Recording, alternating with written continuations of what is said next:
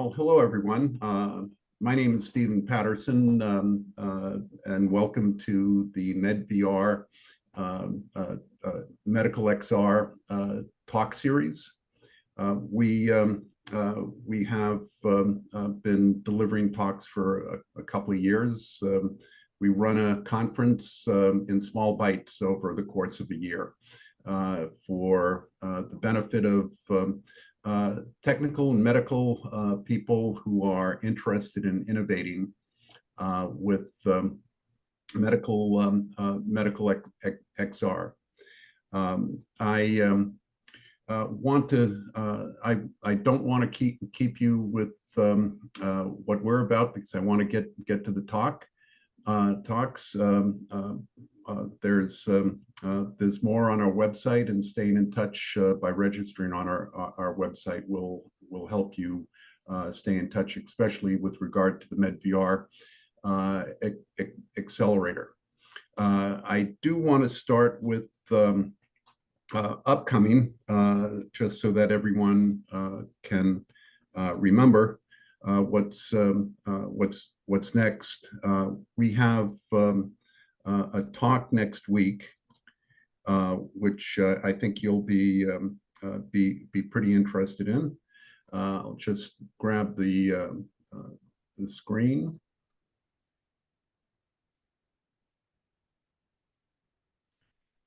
We have virtual reality technology, AI, and biosensing converging to transform mental health. This talk is being given by a longtime researcher in this field from Stanford, Walter Greenleaf. I suggest you stop by our website and take a look and get a better feel for what it's about, and if you'd like to see it, like to register and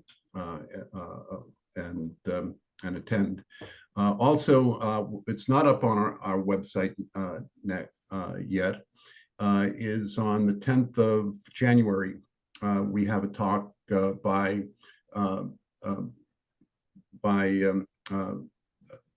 Medical MD, which has built a VR application that uses built-in eye tracking to perform the full measurements of a typical neuro-ophthalmologist's exam. I'm sorry.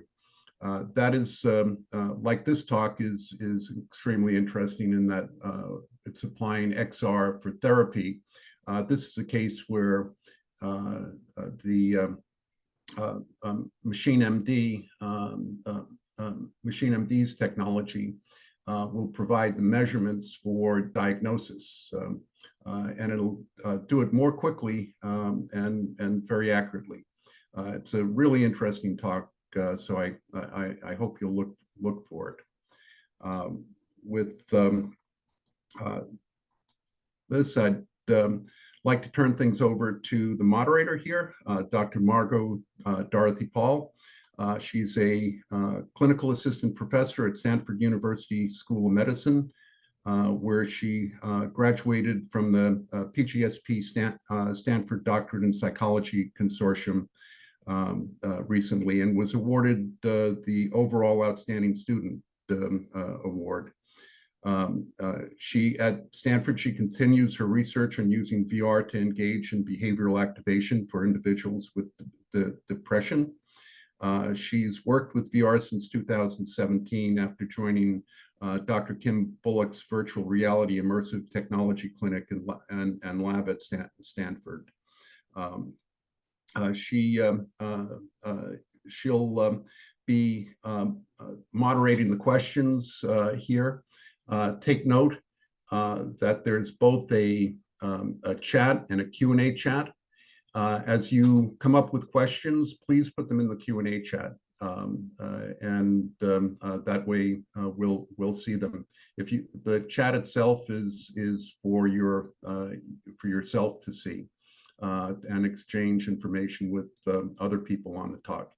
So with that, I'll turn things over to Margot, and thank you. Thank you, Steve.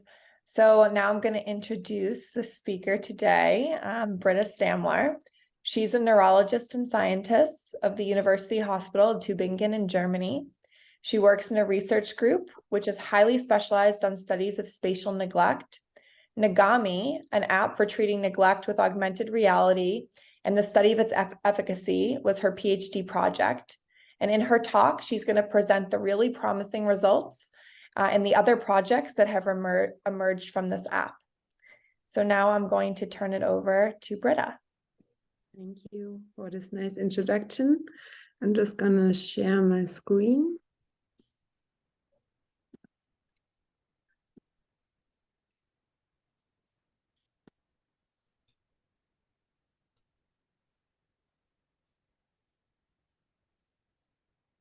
So you see the screen, yeah? Okay, perfect. So, yeah, today's topic is about the NAMI app. And NAMI is an amalgamation of the words neglect, gamification, and origami. And it is precisely these three terms that will be the subject of today's presentation. NAMI is an active exploration training for the treatment of patients with neglect after stroke. And we have investigated, from the University Hospital in Tübingen, the efficacy of the app in a randomized controlled trial, and the results of which I would like to present today. So let's dive into it. Here's a rough outline of today's presentation. And before I present the NAMI app and the results of the efficacy study, I would like to talk about the clinical appearance of neglect and the current guidelines in Germany from the German Society of Neurology for the treatment of neglect, because I'm not sure if you are all aware of the unilateral neglect. The most common cause of neglect is large strokes in the area of the right middle cerebral artery. And in most cases, it is due to damages in the right hemisphere. And affected patients behave then as if their left side of the room or space no longer exists. So when searching for objects, exploration is oriented to the right side. Accordingly, objects or people located on the left side are ignored or not detected anymore. And I mean, this has consequences for everyday life. Patients overlook, for example, their half of the plate, so that only the food on the right is eaten, as you can see here in this picture. Or they get stuck with their left shoulder on the door frame. Or when applying makeup, they do that only on the right side of the face. And in the vast majority of cases, patients are not aware of their symptoms. In the acute stage, immediately after the stroke, eyes and head of the patients are often persistently oriented towards the ipsilesional, so the right side, even when the patient is addressed frontally. So as you can see here in this picture. And these symptoms described can lead to life-threatening situation. If you think about road traffic, for example, when a vehicle is approaching, so that can be very dangerous. And this underlines the importance of a fast and effective treatment. And many therapeutic approaches for the treatment of neglect aim to bring an increased and active orientation of the patients towards the contralesional, so their neglected side. And these training sessions are therefore also known as active exploration training. And as you can see here, according to current guidelines in Germany, which have been published earlier this year, so also in 2023, active exploration training is the treatment of choice, along with optokinetic stimulation here and neck muscle vibration. And the goal of active exploration training is to increase the patient's active turning to their neglected contralesional side. And for this purpose, search training is performed, for example, on large projection screens or reading tasks or copying tasks, picture descriptions. And all these tasks that require active orientation to the neglected side. And what is very interesting and also mentioned in the guidelines is that active exploration training is particularly effective when combined with an active rotation of the trunk. And another interesting development that has found its way into the guidelines for the first time this year is that exploration training can be digitally extended to include, for example, virtual reality methods. And this increasing interest is also reflected by the exponentially rising number of publications in this area, as you can see here on this slide.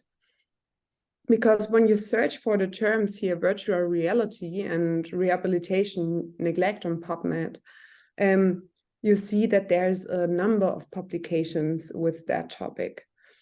And digital extensions make a lot of sense when you consider the benefits for both the therapist and the patient, because on the side of the therapist, additional therapeutically relevant parameters can be generated, or results no longer have to be calculated manually, and that spares a lot of time.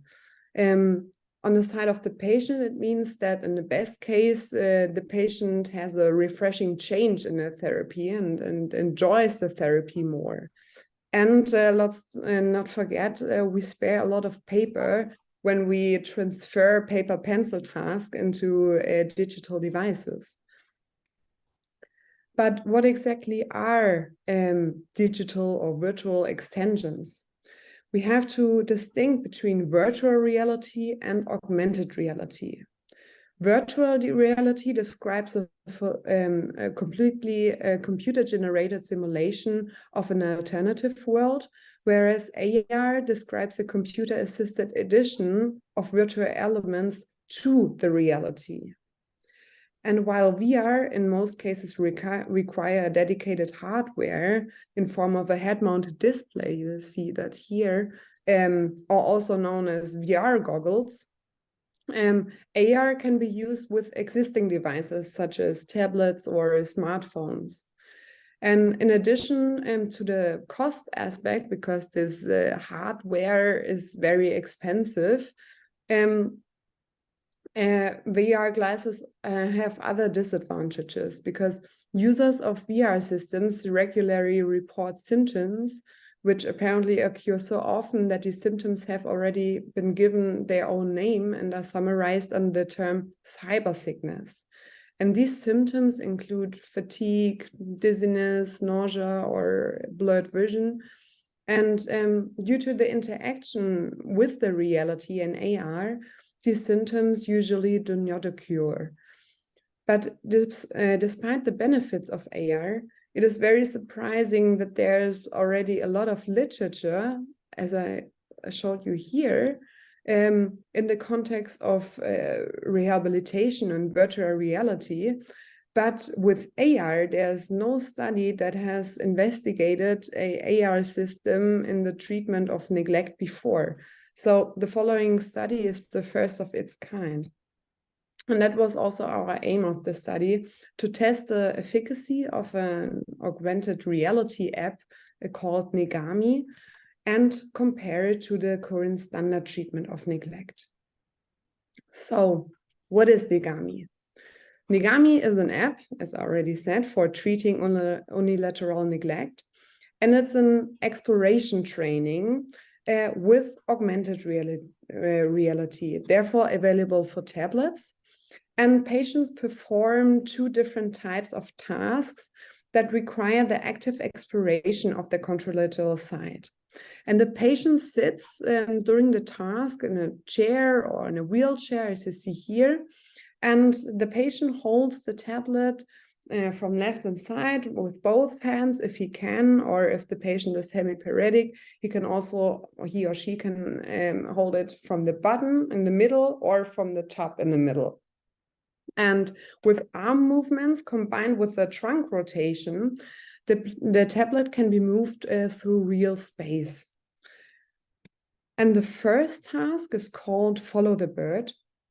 And in this task, this virtual element, the origami bird, flies from the middle of the screen in sinus curves to the contralateral side of the patient. And the task of the patient is to hold this origami bird in this orange-blue circle during the task. So he or she has to follow with the tablet the bird. The task is successfully completed when the bird has finished its trajectory and the patient has transferred the bird into the circle. And then the patient sees this green check mark here. I hope you saw the video correctly, because here it was a bit stuck, but I'm not sure. Yeah. So here you see another patient working on this task, task A, like from the other side, from the side of the therapist then. And what you also hear is that the patient receives auditory feedback when he manages to keep the bird in the described circle. And what you saw also here at the end of the video, this nice trunk rotation in this patient. The second task, task B, is called Find the Bird. And in this task, the bird is hidden in space and the patient has to find the bird. And the bird is hidden on the contralateral side as well. The patient can, you can give the patient an orientation aid with this blue circle and this compass needle, but you can also turn that needle off if the patient isn't that impaired or doesn't have that strong neglect. Here you see another patient performing task B.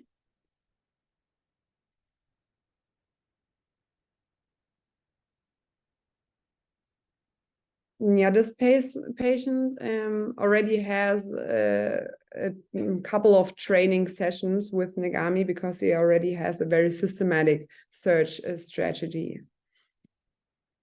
So how did we proceed with our study? To test the efficacy of NAMI, 20 patients with right-sided stroke and neglect participated in the study. And patients were randomly assigned to either the experimental NAMI therapy group or an active control group receiving the standard neglect therapy in the respective rehabilitation facility. And patients were recruited in 3 different rehabilitation facilities in Germany. The inclusion criterion for the study was the presence of neglect. And in addition to the clinical behavioral observations, the diagnostic criteria had to be met in at least 2 of these 4 neglect tests. And we used the Bell's cancellation test, the letter cancellation, copying task, and line bisection task. So I'm not quite sure if you know this kind of diagnostic, so I explain that shortly. In the Bell's test, you have to find and cross out the Bell symbols. And in the letter cancellation task, the letter A must be found and crossed out as well. So these tasks are very similar to each other. In the copying task, the aim is to draw these 4 pictures you see here. And in the line bisection task, the patient sees several of horizontal lines, or horizontal lines are presented several times, and the patient must intuitively find and point out the center of the line, or yeah, as good as he can do that. And yeah, those were the diagnostics. Shown here in the graph is our study design. On the one hand, the experimental NAMI therapy group, and on the other hand, the standard NAMI, the standard neglect therapy group. And both groups were examined before and after the intervention in a total of 5 times. They were examined weekly. So 2 times here before the therapy, immediately after, and 1 week after. And the NAMI therapy group received a second follow-up 1 to 2 months after the end of the training. to see if the results remain stable or not. The training in the NAMI group consisted, as I said, of 2 weeks training with 5 training sessions per week with 20 to 25 minutes each session. And in every session, they perform both tasks. So in the first half, task A, in the second half, task B. And the standard neglect therapy group, they received the same time amount, so also 4 to 5 training sessions per week over a time period for 2 weeks. And it consisted of visual exploration therapy and optokinetic stimulation, also 20 to 30 minutes. For each examination time point, so for each of the E points here, we used 5 tests, and I've already mentioned 4 of them in the context of the inclusion diagnostics. But in addition, a 5th test was performed, which we called the free exploration test. And it was similar to task B, so the patient was instructed to find a hidden bird. But in this test condition, no bird was hidden. But the patient's free exploration movement was recorded for 30 seconds, so that the mean horizontal degree of the exploration activity could be calculated. So let's move on to the results. Shown here are the results of the NAMI therapy group in red and the standard neglect therapy group in blue across all examination time points for all neglect tests used. And due to the various similar results of the 2 cancellation tasks, they have combined into one graph with average values just for a simplified presentation. And in both groups, we found no significant difference between the measurement time point E1 and E2. So those time points before the intervention. And this indicates that there was no spontaneous remission. Therefore, these 2 values were combined into an average baseline value. And when we looked at the simple main effects between the baseline and immediately after the end of the training, so E4, we were pleased to find that both groups improved significantly. However, the standard neglect therapy group improved on only one of the neglect tests used, whereas the NAMI therapy group improved on 4 of the 5 tests. And on a closer examination of the between group comparisons, we could find that the NAMI therapy group differed significantly from the standard standard therapy group in favor of the NAMI group from the first week of training, so from E3 on. And these improvements remain stable up to 2 months after the end of therapy. So all in all, these were very good and promising results for the NAMI app. So that is why we concluded that the 2 weeks of training with NAMI significantly improved the unilateral neglect in post-stroke patients, and these improvements were long-lasting. Thus, NAMI can be used as an effective alternative or an adjunct to the current standard neglect therapy, and maybe even superior to it. So, the question of why the results were so positive may also be related to the fact that the patient enjoyed the treatment. Because in a previous study, we collected the subjective reports from neglect patients, as well as healthy elderly participants who trained with NAMI. And it was shown that they had a lot of fun during their training and rated the use of the app as highly motivating. And as fun and motivation or enjoyment play an important role in a treatment success, this may have positively influenced the results. A second aspect that could have led to this positive results is that the exploration training with NAMI included this additional trunk rotation, which could also have an additional therapeutic effect as it was proposed in the guidelines I mentioned before, because the active exploration training the control group received, they do not have this trunk rotation. Like some of this active exploration training is when the patient sits in front of a monitor or a computer, and you don't have the trunk rotation there. So through the practical and clinical use of the app during this research, the app was continuously developed and optimized. For example, a cloud synchronization feature was implemented, and that allows patients to practice on their own, and the therapist can retrieve the results asynchronously at a later time point, independent of the device. In addition, we have now implemented a voice assistant that makes it possible to operate the app purely by the voice without using the hands. And this cloud implementation and the voice assistant could be the basis for NAMI to be used in the future as a method of telerehabilitation, so that the patient can receive further rehabilitation service even after their inpatient stay. But yeah, these are considerations for the more distant future. So there was an outlook. But yeah, after the just presented efficacy study, we have made the beta version available so that other clinicians can test NAMI and provide additional feedback for improvement.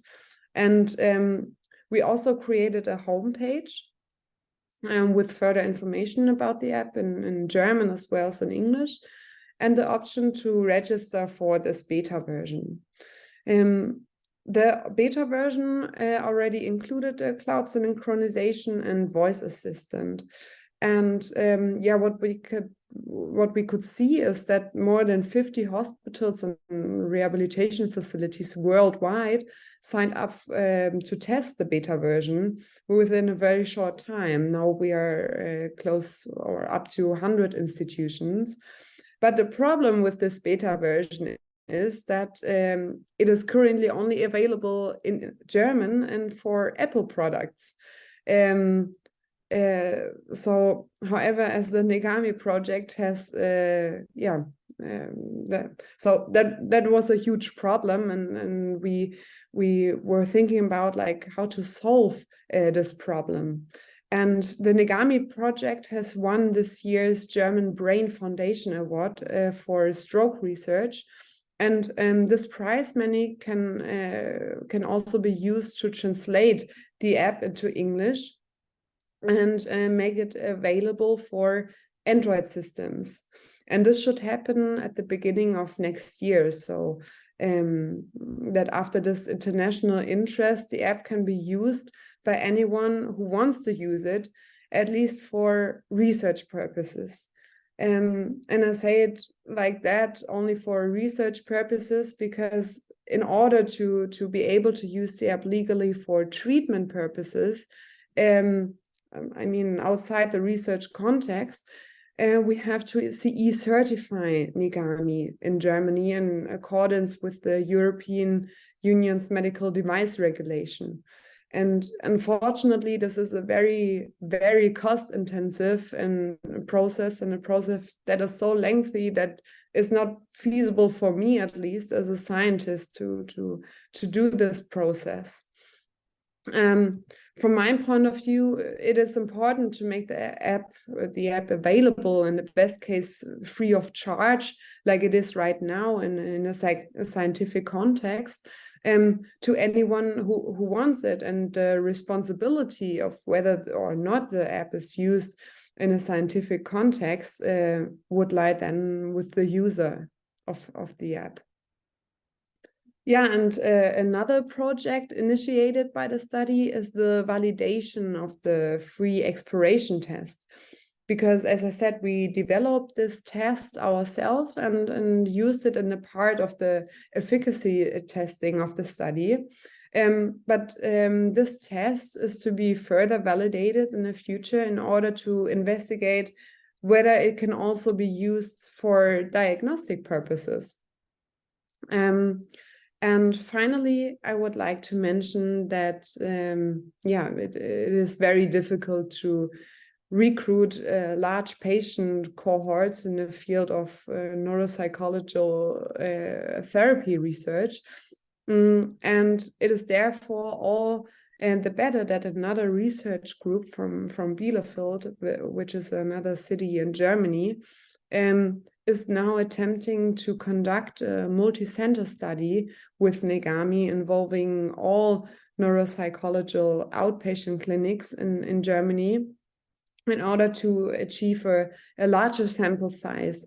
In the best case scenario, to further evaluate the efficacy of NAMI. Yeah, as you can see, the study has generated a number of new ideas, which is, of course, for me, which makes me very happy as a scientist.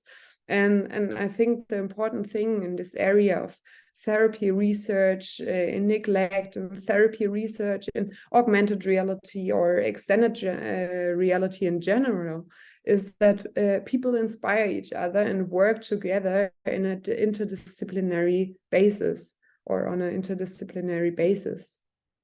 And I would therefore like to take this opportunity to thank the entire NAMI team, interdisciplinary project team, consisting of Mr. Karnat, who is besides me the head of the scientific team. And I would also like to thank the software developers Thomas Schuster and Marian Lambert from XPace, as well as the designer Katrin Flammer from UXplain. And I would also like to thank the Hector Foundations, whose financial support made this project possible in the first place. And I would also like to thank Stephen Pedersen and Margot you for giving me the opportunity to present the NAMI research project in this context. And to all listeners of this talk, and thanks for your time and attention. And I'm happy to answer any questions you may have. Thank you so much, Britta. What interesting and exciting research. I have seen 2 questions so far come in the Q&A, and please feel free to keep those questions coming, everybody. But just to start us off, I was curious myself. I noticed there were only 2 weeks of intervention total for both the NAMI and the treatment as usual arms. How did you determine this? Is this the standard of care for this type of therapy? Yeah, thank you for that question. So in Germany, it's like the average of rehabilitation stay is almost just 3 weeks. And those 3 weeks are covered by the health insurance in Germany. I mean, you can apply for an extension, and usually with this kind of disease, neglect, this extension is allowed as well. But since they're not like for 3 or 4 months in the rehabilitation facility, that made it only possible to have the 2 weeks of intervention. It would be desirable to have that longer, but then I wouldn't know if I could have time for the diagnostics after the intervention. And I mean, that is important to test. Okay. Yeah, thank you so much. That makes sense. And I did see there was only a follow-up of the NAMI app group. Is that right? How did you how did you determine that? So since there's already research on the visual exploration training, and also the results, or if the results are long lasting, that has already been tested several times. That is not new. So it has also practical reasons that we only did that for the NAMI group, because 1 to 2 months after the end of therapy, most of the patients are not longer in the rehabilitation facility. So I have to drive to the patients to do all the diagnostic testing. And some of the patients are from the north of Germany, some of them are from the south. So the distance is very, very long. And the effort is very high to do this second follow-up. So we only did that for the NAMI group. Okay, yes, that makes sense. Thank you, Britta. All right, I'm now turning it over to the Q&A. I do see we have some questions coming in, and for everyone, remember to type in your questions in the Q&A chat, not the regular webinar chat. The first question that I see is, how does the NAMI app measure or ensure trunk rotation? You noted that you trunk rotation of those that use NAMI, and does the app measure it? No, the app does not measure it. I mean, it would be desirable to measure it in a research context. Also to have the parameter how much input the trunk rotation gives in the treatment success, but it does not measure it. No. Okay, thank you. I see another one. What are the considerations for the hardware choice? Since stroke patients usually suffer from motor impairment, have you ever considered to run the app on an AR glasses for patients? Yeah, AR glasses we wanted to avoid, first of all, because of the cost aspect. And you only can get the trunk rotation when you have to like actively turn this device. So that is also our consideration against extending the app for smartphones, for example, because then you can only just turn your wrist and you don't have the trunk rotation anymore. So that was an active choice not to use goggles, but to use the tablet. And also we want to have a tool that can be easily implemented in the clinical practice. And I doubt that any clinical practice has VR goggles already, but what they might have are tablets. And yeah. I see. And that gets to the previous question too, of how does the app ensure trunk rotation? You're saying because the size of the tablet, it ensures that the patient actually turn their whole bodies. Is that correct? Yes. Okay, thank you. And I think there's some confusion here with the attendees, the Q&A chat, not the webinar chat. Thank you all. Someone else wrote, thank you for your presentation. Do you know how NAMI and AR technology compare with the effectiveness of VR therapy for patients with neglect? So actually using the VR goggles. You mean, sorry, can you repeat that? If there's already made a comparison between VR and AR? Yes, correct.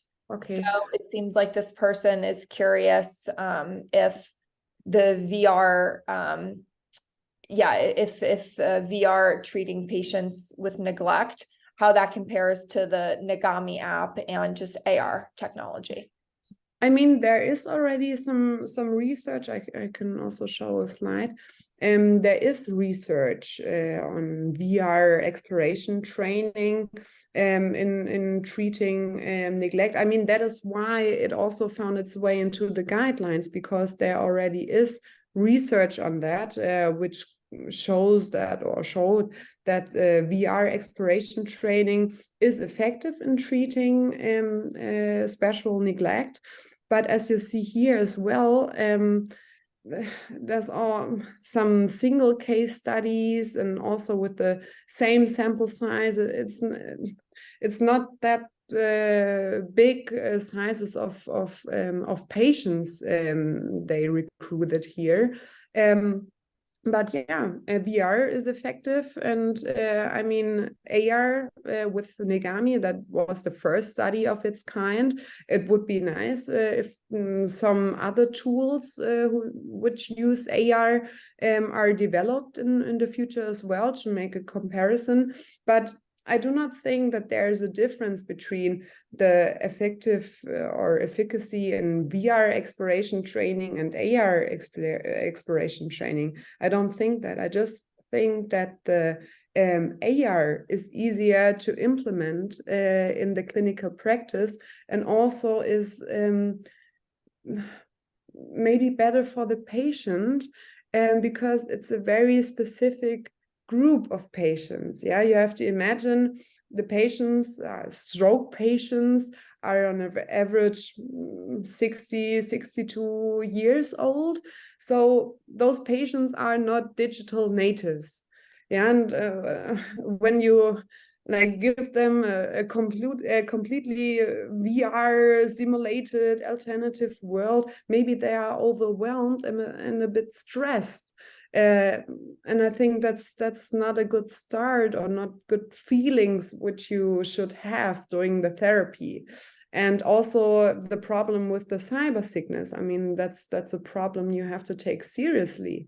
A study has shown that the symptoms remain stable for an hour, or even 1 day, 1 to 2 days after the exposure with the VR device. So also those are considerations which you have to take into account before starting a therapy. Okay. So yeah, what I'm hearing you say is, even if VR has efficacy similar to Negami, you chose and wanted to use an AR version for reasons such as ease of use due to the older age, and to minimize risk of cyber sickness, and then also Yes. just clinical ease as well. Yes, exactly. Thank you. Someone wants to know if the Negami app is freely available to download on Mac. On Mac, no, you have to have a tablet, but it is freely available for download. I think the process is that you check on the website, and then write a message at the email address you want to use the app. And then Marian Lambert, I just introduced from the software developer, he will get in touch to you, and yeah, it is available. Yeah. But still, this year or to the current status, only for Apple products, and next year, and I hope at the beginning of the next year, for Android systems as well. Thank you. I see another question here. Any evidence to suggest that the durability of Negami training may have been due to the intervention being fun and enjoyable? So I think this is referencing to the fact that you explained that Negami may have superior results to just the treatment as usual. And you said maybe because that's just Negami is fun and enjoyable, and this person is curious how that determination was made. Because we collected subjective reports with different standardized questions, like there was a system of usability scale. Then we also collected data on the cyber sickness scale. It was simulator of sickness questionnaire, like this different questionnaires we collected, and from that we draw this conclusion that the patients had fun during the therapy. Thank you. I saw someone is asking if you can show the website address again. Yes, sure. It was, yeah. Okay. I think when you want to read it in English, it's not DE, but you can change that on the website as well. Okay. Someone says, thank you for your presentation, the work your team is doing to make this available for researchers. Has your team considered using the tablet's inertial measurement units, IMUs, to quantify degree of rotation, smoothness of rotational and linear movements, etc. To use what? So I think what this person is asking, and correct me if I'm wrong, is if you and your team have considered using whatever tablet, if the tablet has inertial measurement units. So the tablet itself quantifying and measuring the degree of rotation of the trunk, smoothness of rotation, or linear movements. So rather than just you seeing like, oh, the patient is moving his or her trunk, the device itself measuring that. That would be great. I've never heard of such a feature, but I really want to get in touch with the person who suggested that, because maybe he or she can tell me what that kind of feature is, or how I can download that, because that would be great to test. Yeah. Okay, awesome. Thank you for that question, Austin. And maybe you and Britta can be in touch to discuss that feature. All right. I have another question for you. So I don't know if you've thought about this, but in future iterations of NAMI, what, if any, changes would you want to make to improve the app? I think where the app is right now at this point, I wouldn't do any changes, because we improved the app continuously. For example, at the beginning, with the start of the therapy, this process of hiding the bird in the second task, we did that manually. So I stepped behind the patient, then turned the tablet, then place the bird by touching the screen, and then give the tablet back to the patient.